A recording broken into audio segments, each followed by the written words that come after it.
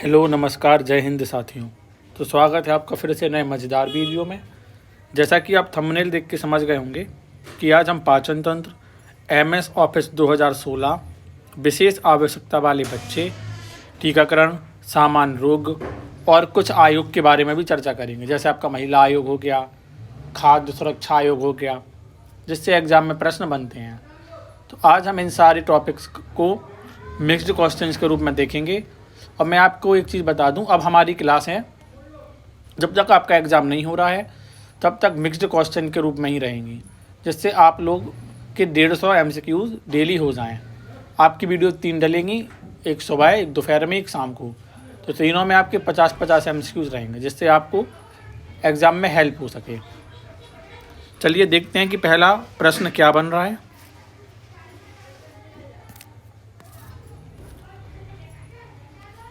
पहला प्रश्न है, हेपेटाइटिस बी से बचाव के लिए टीकाकरण किस प्रकार दिया जाता है। किससे हेपेटाइटिस बी से बचाव के लिए टीकाकरण किस प्रकार दिया जाता है। पहला है 1 खुराक, दूसरा है 2 खुराक, तीसरा है 3 खुराक एंड लास्ट है 4 खुराक। तो बताइए हेपेटाइटिस बी से बचाव के लिए कितनी खुराक दी जाती हैं।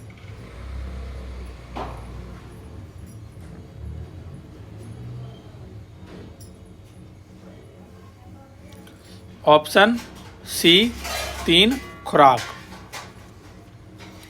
नेक्स्ट क्वेश्चन है, हेमोफिलस इन्फ्लुएंजा टाइप बी, जिसको शॉर्ट फॉर्म में HIV भी बोलते हैं, संक्रमण से बचाव के लिए कौन सा टीका दिया जाता है। पहला है BCG, दूसरा है पेंटावैलेंट, तीसरा है TT एंड लास्ट है रोटा वायरस। तो बताइए हेमोफिलस इन्फ्लुएंजा टाइप बी के लिए कौन सा टीका दिया जाता है।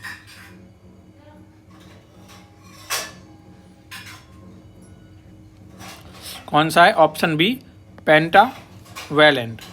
अब बात कर लें कि पेंटावैलेंट में 5 कौन सी वैक्सीन्स होती हैं। तो देखा जाए तो इसमें 5, एक तो आपकी होती है DPT,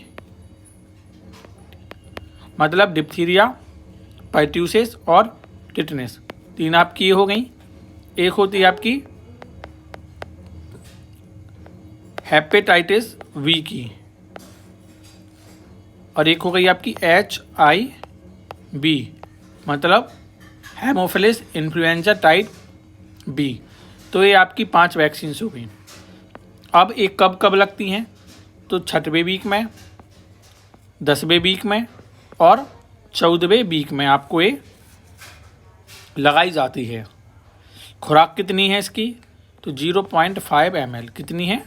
0.5 ml। कहाँ लगाया जाता है पेंटावैलेंट, तो इंट्रामस्कुलर में। कहाँ? इंट्रामस्कुलर में। इतने फैक्ट आपको पेंटावैलेंट के याद रखने हैं। नेक्स्ट प्रश्न है, भारत के राष्ट्रीय टीकाकरण कार्यक्रम में निम्नलिखित में से कौन सा टीका शामिल नहीं है। किसमें? राष्ट्रीय टीकाकरण कार्यक्रम में शामिल नहीं है टीका, आपको ये बताना है। पहला है हेपेटाइटिस बी, दूसरा है रोटा वायरस, तीसरा है टाइफाइड एंड लास्ट है जापानी इंसेफेलाइटिस। तो बताइए कौन सा आपका UIP में शामिल नहीं है।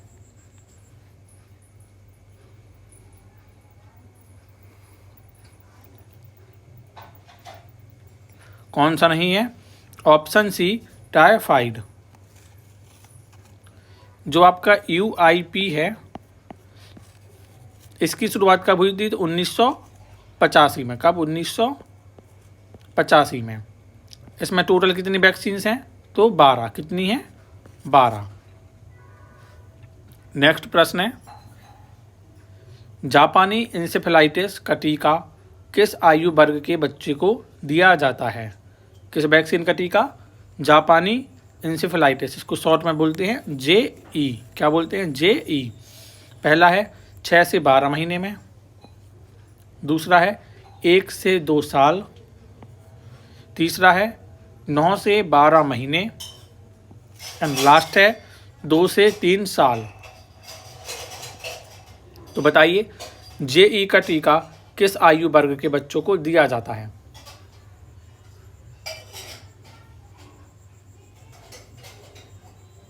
क्या होगा इसका सही आंसर? ऑप्शन सी 9 से 12 महीने। अब एक चीज़ आपके लिए बता दूं मैं कि जो आपका JE का टीका है इसको UIP में, किसमें? UIP में कब शामिल किया गया? तो कब शामिल किया गया UIP में? 2006 में। कब?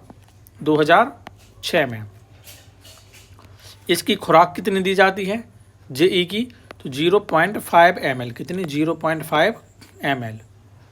नेक्स्ट कि आपको JE का टीका कहाँ लगता है?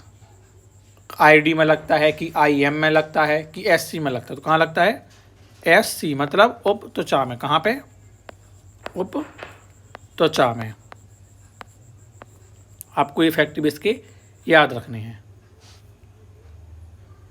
चलिए नेक्स्ट प्रश्न देखते हैं। क्वेश्चन है, निम्नलिखित में से कौन सा टीका जन्म के तुरंत बाद दिया जाता है? जन्म के तुरंत बाद। पहला है MMR, दूसरा है OPV0, तीसरा है TT एंड लास्ट है DPT। तो आपको बताना है कि जन्म के तुरंत बाद कौन सा टीका दिया जाता है। बताइए इसका सही आंसर क्या हुआ?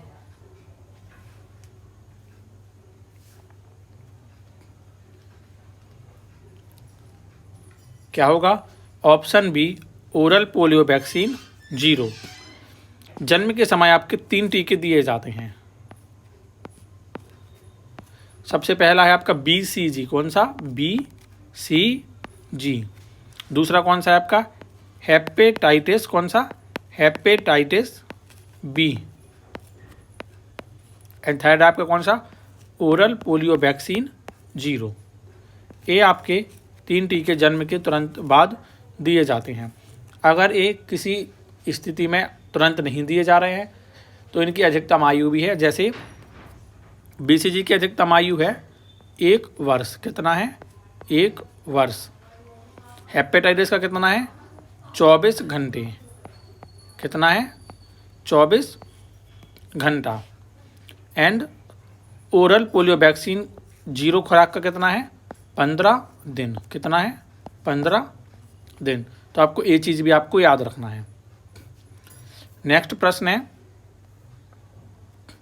राष्ट्रीय टीकाकरण कार्यक्रम के अंतर्गत कुल कितने टीके दिए जाते हैं? किसमें? राष्ट्रीय टीकाकरण कार्यक्रम UIP में। पहला है 5 टीके, दूसरा है 7 टीके, तीसरा है 10 टीके एंड लास्ट है 12 टीके।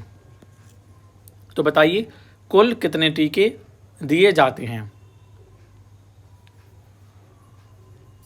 मैं आपको बता चुका पहले। तो क्या इसका सही आंसर होगा? ऑप्शन सी, ऑप्शन डी, कुल 12 टीके। अगला प्रश्न है,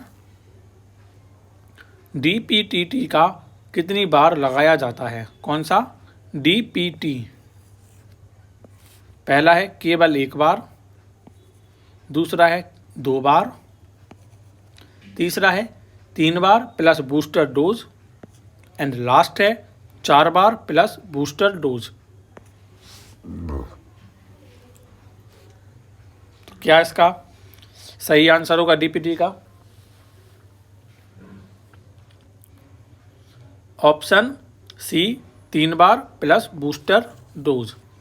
इसमें जो आपका 3 बार है वो एक लगता है आपका 6वें वीक में, एक लगता है आपका 10वें वीक में एंड एक लगता है आपका 14वें वीक में।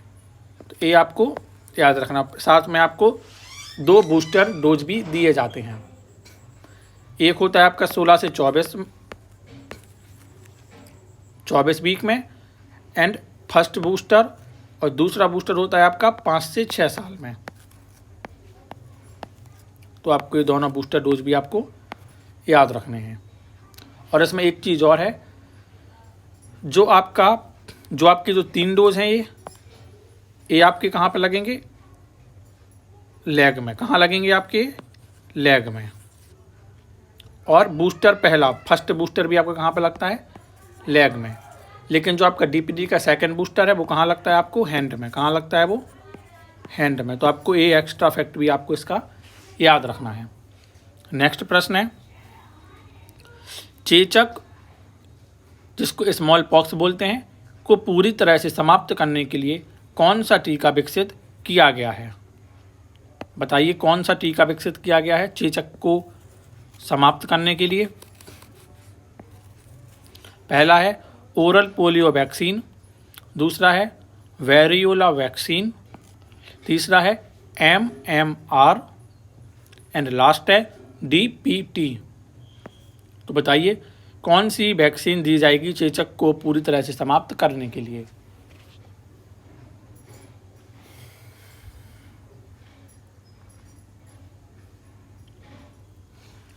क्या होने वाला इसका सही answer? Option B, variola vaccine.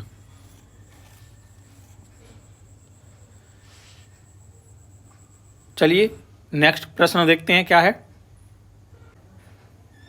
प्रश्न है, निम्नलिखित में से कौन सा हेपेटाइटिस वायरस केवल उन्हीं व्यक्तियों को प्रभावित कर सकता है जो पहले से हेपेटाइटिस बी से संक्रमित हैं? मतलब वो बोल रहा है कि जो आपका हेपेटाइटिस बी है सिर्फ उन्हीं व्यक्तियों को होगा जिनको क्वेश्चन ये है कि ऐसा कौन सा हेपेटाइटिस का टाइप है जो सिर्फ हेपेटाइटिस बी वालों को संक्रमित होता है। जैसे ऑप्शन ए है आपका हेपेटाइटिस ए, दूसरा है ऑप्शन बी हेपेटाइटिस सी, तीसरा ऑप्शन है हेपेटाइटिस डी एंड लास्ट है हेपेटाइटिस ई। तो आपको बताना है कि कौन सा ऐसा हेपेटाइटिस है जो उस व्यक्ति को होता है जो पहले से हेपेटाइटिस बी से संक्रमित है। तो आपको मेरे को ये कमेंट बॉक्स में बताना है कि इसका आंसर क्या होगा। चलिए नेक्स्ट प्रश्न देखते हैं। हेपेटाइटिस ए कितनी खुराक में दिया जाता है? कौन सा? हेपेटाइटिस ए का टीका कितनी खुराक में दिया जाता है? पहला है 1 खुराक, दूसरा है 2 खुराक, तीसरा है 3 खुराक एंड लास्ट है 4 खुराक। तो कितनी खुराक में दिया जाता है हेपेटाइटिस ए का टीका? ऑप्शन बी 2 खुराक। नेक्स्ट प्रश्न है, हेपेटाइटिस ई का संक्रमण सबसे अधिक किस समूह में खतरनाक होता है? कौन सा? हेपेटाइटिस ई का संक्रमण सबसे अधिक किस समूह में खतरनाक होता है? पहला है नवजात शिशुओं में, दूसरा है बुजुर्गों में, तीसरा है गर्भवती महिलाओं में एंड लास्ट है किशोरों में। तो बताइए हेपेटाइटिस ई का संक्रमण सबसे अधिक किस समूह में होता है?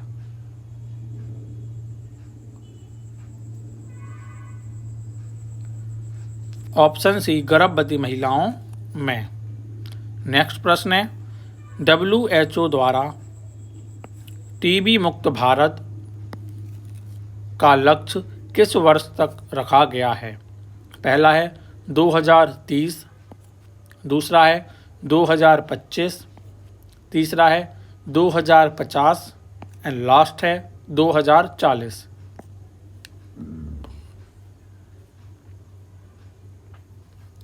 तो बताइए कब तक का लक्ष्य रखा गया है टीबी को भारत मुक्त बनाने के लिए WHO द्वारा?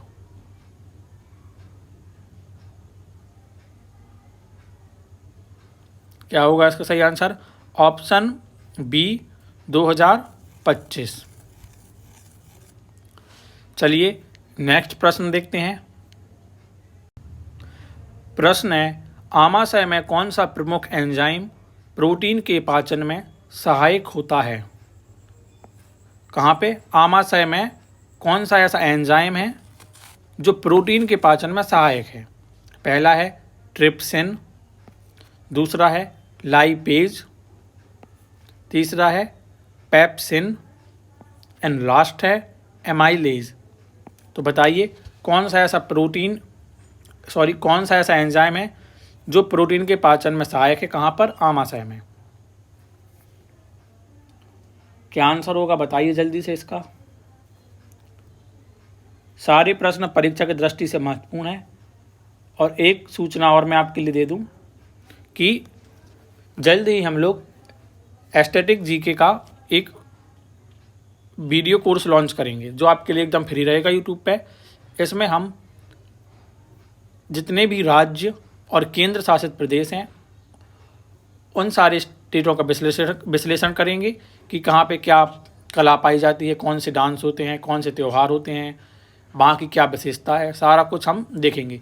तो हर राज्य के लिए एक वीडियो बनाई जाएगी जो आपको हर परीक्षा की दृष्टि से महत्वपूर्ण होगी। चलिए अगला प्रश्न देखते हैं। इसका आंसर क्या होगा? Option C pepsin. क्या होगा? Option C pepsin. नेक्स्ट प्रश्न है, प्रोटीन के पाचन की प्रक्रिया कहाँ शुरू होती है? इसके प्रोटीन के पाचन की प्रक्रिया कहाँ शुरू होती है? पहला है मुंह में, दूसरा है आमाशय में, तीसरा है छोटी आंत में एंड लास्ट है बड़ी आंत में। तो बताइए कहाँ पर प्रोटीन की प्रक्रिया, पाचन की प्रक्रिया शुरू होती है?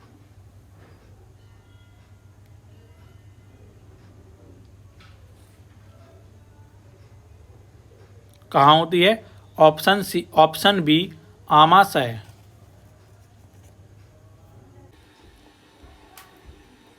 मुंह में किसका पाचन होता है? तो कार्बोहाइड्रेट का। किसका? कार्बोहाइड्रेट का। अगला प्रश्न है, कौन सा हार्मोन फाइट या फ्लाइट प्रतिक्रिया को नियंत्रित करता है? किसके लिए? फाइट या फ्लाइट। पहला है टेस्टोस्टेरोन, दूसरा है एड्रेनालिन, तीसरा है ऑक्सीटोसिन एंड लास्ट है ग्लूकागॉन।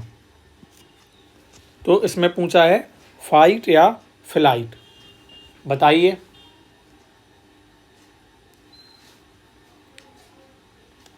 क्या होगा? Option B adrenaline. कौन सी ग्रंथि से होता है? तो अधिवृक्र। कौन सी? अधिवक्र ग्रंथि। ये भी क्वेश्चन आ जाएगा कि शरीर में किस अंग पर स्थित होती है? तो किडनी। किस पे? किडनी। अगला प्रश्न है, गर्भावस्था हार्मोन के रूप में कौन सा हार्मोन जाना जाता है? कौन सा? गर्भावस्था हार्मोन। पहला है एस्ट्रोजन, दूसरा है प्रोजेस्टेरॉन, तीसरा है ऑक्सीटोसिन एंड लास्ट है टेस्टोस्टेरोन। तो बताइए गर्भावस्था हार्मोन के रूप में कौन सा हार्मोन जाना जाता है?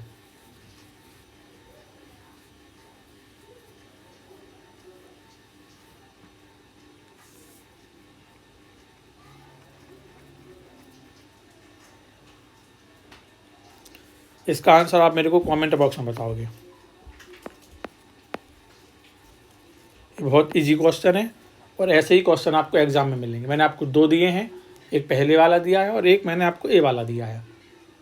आपको दोनों के आंसर मेरे को कमेंट बॉक्स में बताने हैं। नेक्स्ट प्रश्न है, कौन सा एंजाइम दूध को पचाने में सहायक होता है?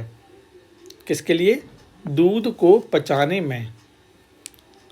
पहला ऑप्शन है लाइपेज, दूसरा है रेनिन, तीसरा है पेप्सिन, लास्ट है ट्रिप्सिन। तो बताइए दूध के पाचन के लिए कौन सा हार्मोन सहायक है?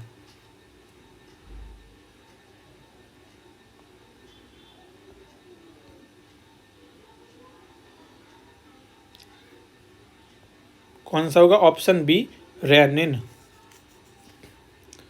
नेक्स्ट प्रश्न है, अग्नाशय कौन कौन से एंजाइम स्रावित करता है? इसको आप स्टार लगा लो, आपको पूरे एंजाइम इसके याद रखना है कि ये सारे एंजाइम आपके अग्नाशय से स्रावित होते हैं, है ना। तो अग्नाशय से कौन कौन से एंजाइम स्रावित होते हैं? पहला है एमाइलेज, ट्रिप्सिन और लाइपेज। दूसरा है पेप्सिन और रेनिन। तीसरा है cable while juice. And last है लैक्टेज और माल्टेज। बताइए।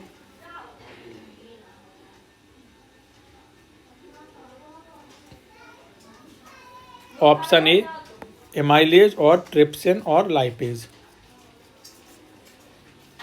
जो ये तीनों एंजाइम हैं इनको पूर्ण पाचक रस भी बोलते हैं। क्या बोलते हैं? पूर्ण पाचक रस।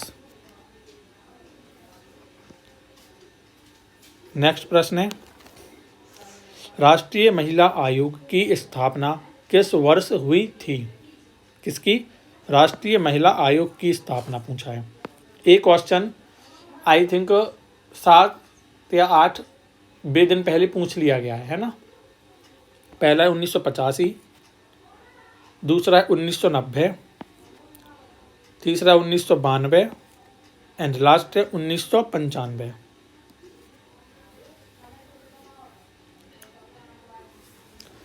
तो कब की गई? Option C 1992।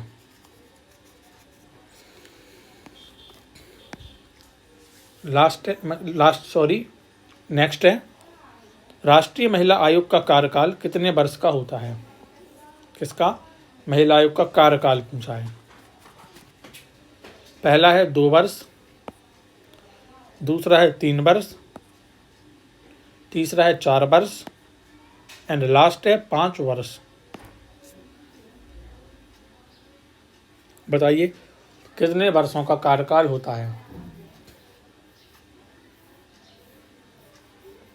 ऑप्शन बी 3 वर्ष। नेक्स्ट प्रश्न है,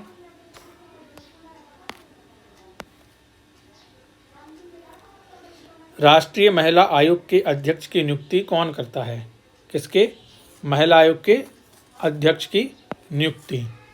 पहला है प्रधानमंत्री, दूसरा है राष्ट्रपति, तीसरा है गृह मंत्रालय एंड लास्ट है भारत सरकार।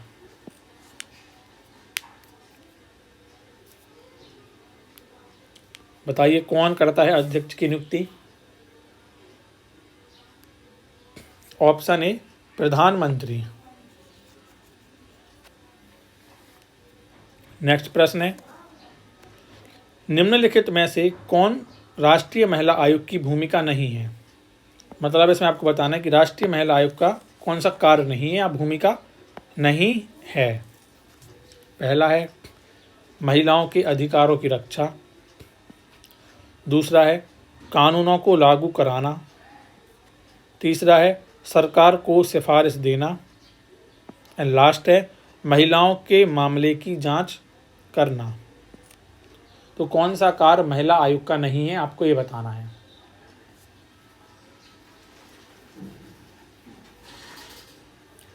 कौन सा होगा? ऑप्शन बी कानूनों को लागू कराना। नेक्स्ट प्रश्न है,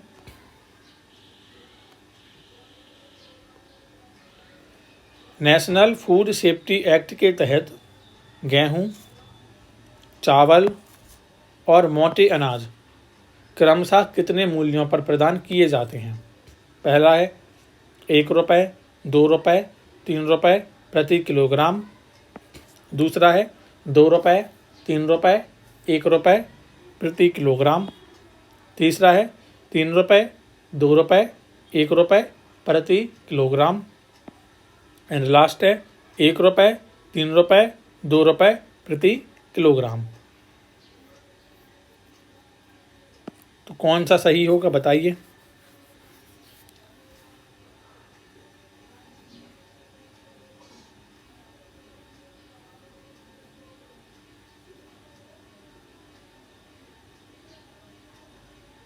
ऑप्शन सी 3 रुपए का मिलेगा आपको। गेहूं कितने का मिलेगा? 3 रुपए का चावल, 2 रुपए का मोटे अनाज, 1 रुपए का। तो ऑप्शन सी। नेक्स्ट प्रश्न है, नेशनल फूड सेफ्टी एक्ट के तहत शहरी और ग्रामीण क्षेत्रों में क्रमशः कितने % जनसंख्या को कवर किया गया है? पहला है 50% शहरी और 75% ग्रामीण। दूसरा है 75% शहरी और 50% ग्रामीण। तीसरा है 60% शहरी और 70% ग्रामीण। एंड लास्ट है 55% शहरी और 65% ग्रामीण। तो बताइए।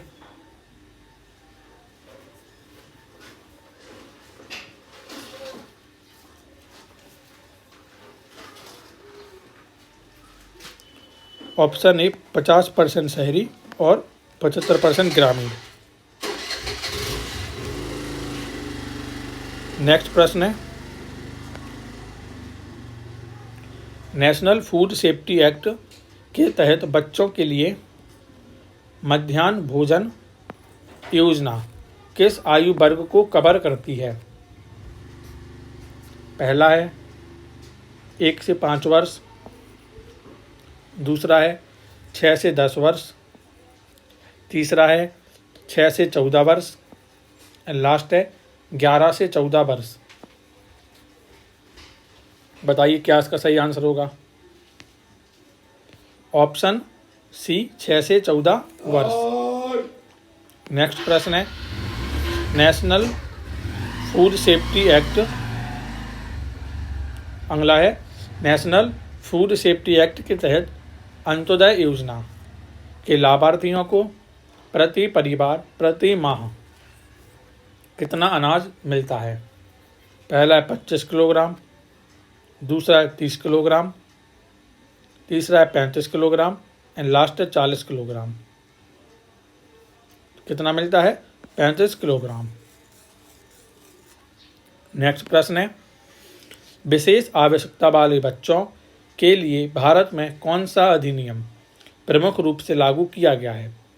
पहला है शिक्षा का अधिकार अधिनियम 2009। दूसरा है दिव्यांगजन अधिकार अधिनियम 2016। तीसरा है बाल अधिकार संरक्षण अधिनियम 2005। और लास्ट है किशोर न्याय अधिनियम 2015।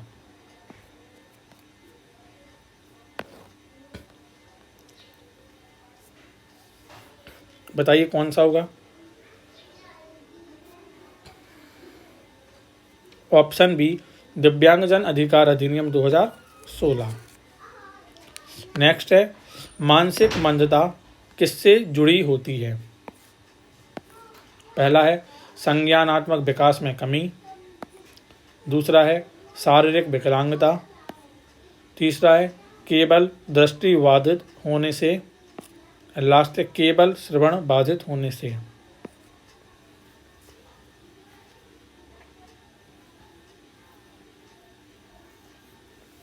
ऑप्शन ए संज्ञानात्मक विकास में कमी।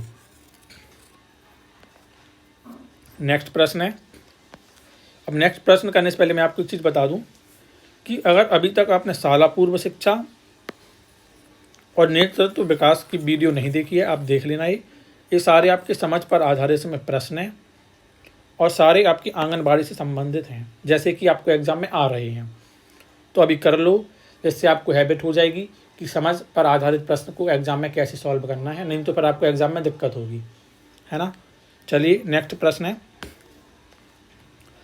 राष्ट्रीय बाल अधिकार संरक्षण आयोग की स्थापना किस वर्ष हुई? किसकी? बाल अधिकार संरक्षण आयोग। पहला है 2000 में। दूसरा है 2005 में। तीसरा है 2010 में। एंड लास्ट तीसरा है 2010 में। लास्ट है 2015 में। तो राष्ट्रीय बाल अधिकार संरक्षण आयोग की स्थापना कब हुई?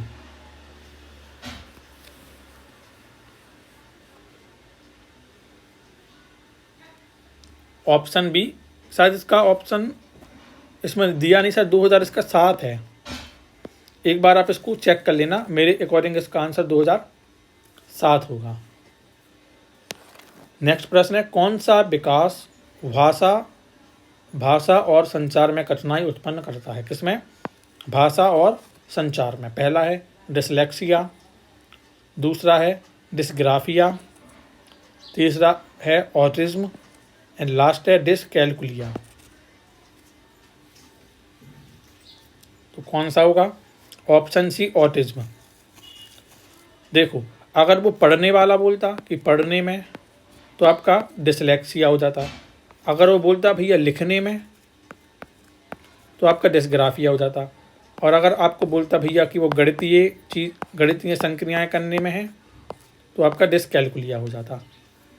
चलिए नेक्स्ट प्रश्न है, MS वर्ड 2016 में वर्तनी और व्याकरण जांच के लिए किस शॉर्टकट कुंजी का उपयोग होता है या किया जाता है? F1, F5, F7 and last है F9। तो बताइए क्या इसका सही आंसर होगा? आपको स्पेलिंग एंड ग्रामर चेक करना है, तो ऑप्शन सी F7। नेक्स्ट है, MS वर्ड 2016 हो गया ये। नेक्स्ट है, MS पावर पॉइंट 2016 में नई स्लाइड जोड़ने के लिए कौन सी शॉर्टकट कुंजी का उपयोग किया जाता है? किसमें? पावर पॉइंट में अगर आपको नई स्लाइड जोड़ना है तो आप कौन सी की दबाओगे? पहला है Ctrl+N, दूसरा है Ctrl+M, तीसरा है Ctrl+S एंड लास्ट है Ctrl+P। बताइए क्या सही आंसर होगा इसका? नई स्लाइड जोड़ने के लिए ऑप्शन बी Ctrl+M। नेक्स्ट है, MS ऑफिस 2016 में क्विक एक्सेस टूलबार, किसका? क्विक एक्सेस टूलबार का मुख्य उद्देश्य क्या है?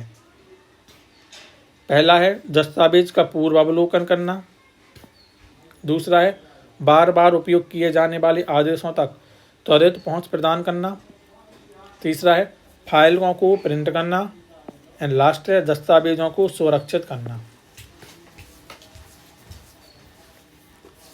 क्या होगा? ऑप्शन बी, बार बार उपयोग किए जाने वाले आदेशों तक तुरंत पहुंच प्रदान करना। एक चीज़ और, चाहे आपको 2016 आ जाए या 2021 आ जाए या 2018 कुछ भी आ जाए, आंसर्स आपके ही रहेंगे। वो सिर्फ आपके लिए एग्जाम में कंफ्यूज करने के लिए ईयर डाल देते हैं। नेक्स्ट प्रश्न है, MS एक्सेल 2016 में पाइवॉट टेबल का उपयोग किस लिए किया जाता है? किसका? Pivot table. पहला है डेटा को सारांशित और विश्लेषित करने के लिए, दूसरा है चार्ट बनाने के लिए, तीसरा है डेटा सॉर्ट करने के लिए एंड लास्ट है फॉर्मूला लागू करने के लिए। तो पाइवॉट टेबल का यूज बताइए आप।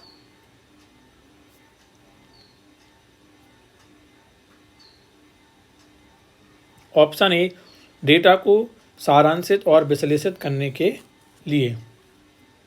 नेक्स्ट है, MS वर्ड 2016 में Ctrl+U शॉर्टकट का उपयोग, किसका? Ctrl+U शॉर्टकट का उपयोग किसके लिए किया जाता है? पहला है टेक्स्ट को बोल्ड करने के लिए, दूसरा है टेक्स्ट को अंडरलाइन करने के लिए, तीसरा है टेक्स्ट को इटैलिक करने के लिए एंड लास्ट है टेक्स्ट को हटाने के लिए।